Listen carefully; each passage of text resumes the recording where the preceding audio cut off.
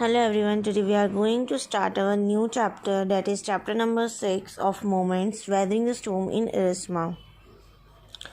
Prashant went to his friend's house in Erisma on 27 October 1999. प्रशांत 27 अक्टूबर 1999 को अरिस्मा में अपने मित्र के घर गया था. It was 7 years after his mother's death. यह उसकी माँ की मृत्यु के 7 वर्ष के बाद था. In the evening, there came a superstorm. अब शाम को एक अत्यधिक शक्तिशाली तूफान आ गया. Heavy and continuous rain filled the darkness.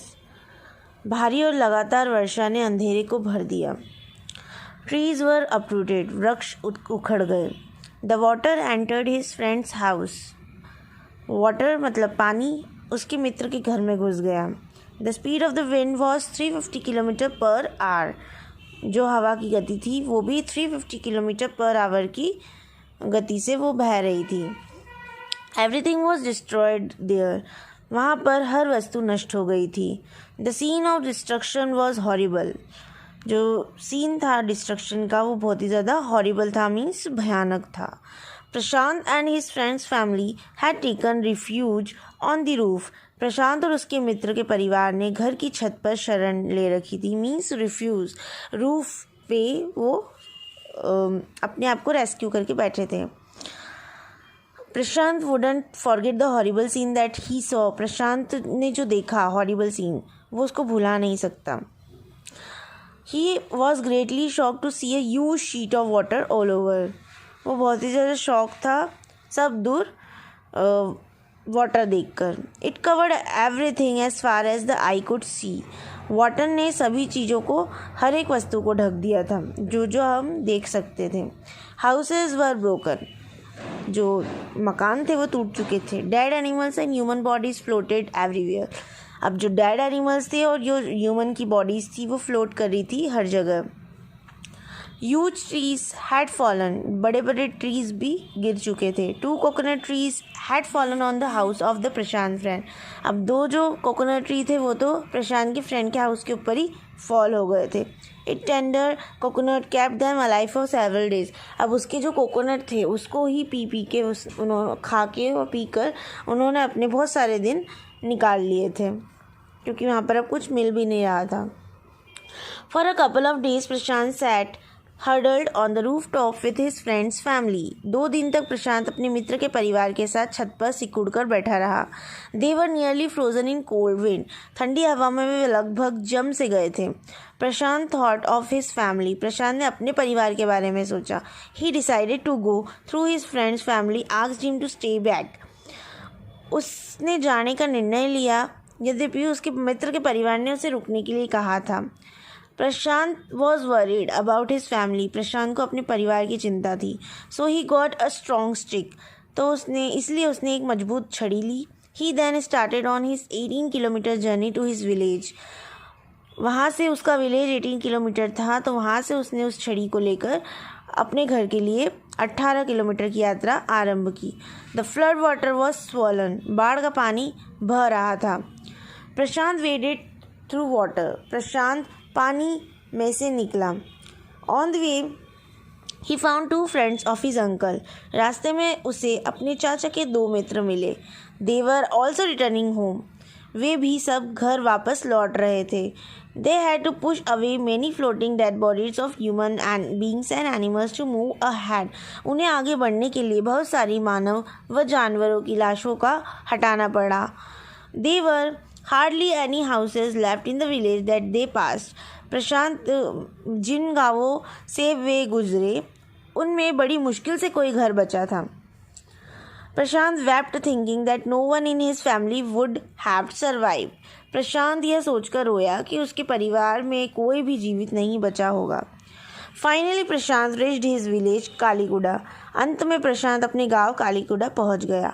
The roof was the only thing that was left on his house. उसके घर की केवल छत ही बची थी.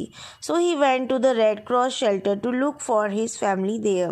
इसलिए वह रेड क्रॉस की शरण स्थली में से अपने परिवार को देखने के लिए चला गया. He saw his maternal grandmother there. उसे वहाँ अपनी नानी दिखी. He was a miracle for them to see Prashant alive. उनके लिए प्रशांत को जीवित देखना यह अजूबा ही था। They had thought Prashant to be that. उन्होंने भी ये सोचा था कि प्रशांत भी मर चुका होगा। Prashant family was there. Prashant का परिवार वहाँ पर था। Prashant decided to assess the damage and the danger awaiting the survivor. Prashant ने जीवितों के सामने नुकसान और खतरे का अनुमान लगाने का निर्णय लिया। All the houses in the village had been washed away. गांव के सभी घर बहा कर ले जाए जा चुके थे। Prashant organise a group of youth of his village. Prashant ने गांव के युवाओं का एक समूह बनाया। It pressurise the merchant to give them some rice. इसने व्यापारी को उन्हें कुछ चावल देने के लिए बाध्य किया। They made a fire and cook the rice. उन्होंने आग जलाई और चावल पकाए। However the rice was rotting. यद्यपि वो चावल सड़े हुए थे। His next step was to clean the place of filled urine and floating dead bodies. उसका अगला कदम जगह को गंदगी, पेशाब और बहती लाशों से साफ करना था। On the 5th day a military helicopter dropped food. 5वें दिन सेना के एक हेलीकॉप्टर ने खाना नीचे डाला। But he didn't return. परंतु यह फिर नहीं आया। The group deputed the children to lie there. समूह ने बच्चों को वहाँ लेटने के लिए कहा। They had the empty utensils on their stomachs. उनके पेटों के ऊपर खाली बर्तन थे। It was to communicate to the passing helicopter that they were hungry. यह गुजरने वाले हेलीकॉप्टरों को यह बताने के लिए था कि वे भूखे हैं। Finally they got food through air dropping. अंत में उन्हें हवा से गिरा कर पहुंचाया गया खाना मिला। प्रशांत become a savior.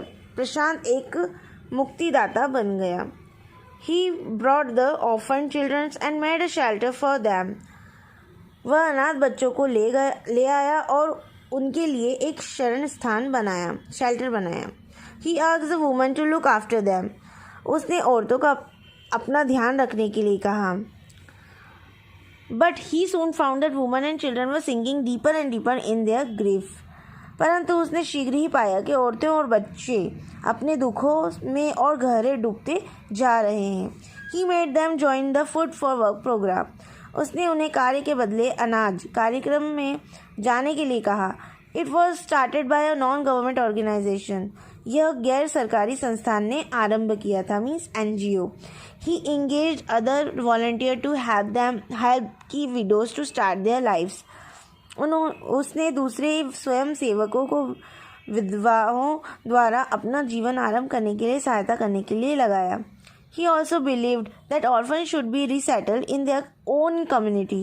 उसे यह भी विश्वास था कि अनाथों का उन्हीं के समाज में पुनर्निवास किया जाना चाहिए। 6 months passed soon after the super cyclone. महान तूफान के पश्चात 6 महीने गुजर गए।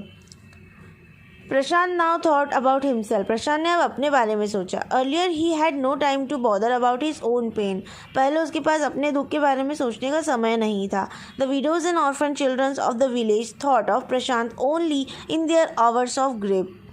गांव की विधवाएं और अनाथ बच्चे दुखों के समय प्रशांत के बारे में ही सोचते थे.